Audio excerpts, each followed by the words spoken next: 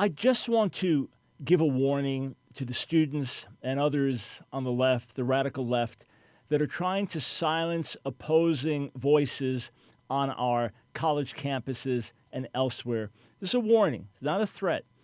You know, the Bible says that we reap what we sow. As we do to others, it gets done to us. Even if you don't believe in the Bible, I think you recognize that principle. When you treat others a certain way, you're likely to get treated that way yourself.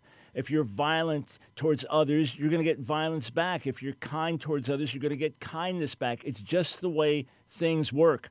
So I just want you to realize that if you are aggressively silencing voices today, silencing dissenting voices. Remember, the whole purpose of freedom of speech is for freedom of speech that you disagree with, all right? That means I get to speak. That means you get to speak. When you are trying to silence opposing voices, shut them down on your college campuses. Have riots, protests, if dissenting voices are going to come and speak. Your own voices will be silenced. You discredit yourself even now. You shout tolerance, but you're being intolerant. You shout inclusivity, but you're being totally exclusive. You shout diversity, but what you're really saying is my way or the highway. And I have nothing to hear from you, nothing to learn from you, nothing to gain from you. I reject your ideology. Therefore, I'm going to shut you out. You are already shutting yourself out in the process. You are already discrediting yourself in the process. But just the way things work, the day will come when someone will rise up against your voice and shut your voice out. You know, when I'm invited to speak on a college campus, I always ask if we can have a debate. If I'm asked to come in and address a controversial subject, be it a religious subject or a cultural subject or whatever, I ask, can we get someone from the other side to debate me so that they can give their best shot?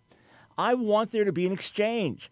I want people to be challenged. I want my views to be challenged, and I want to be able to challenge the views of others.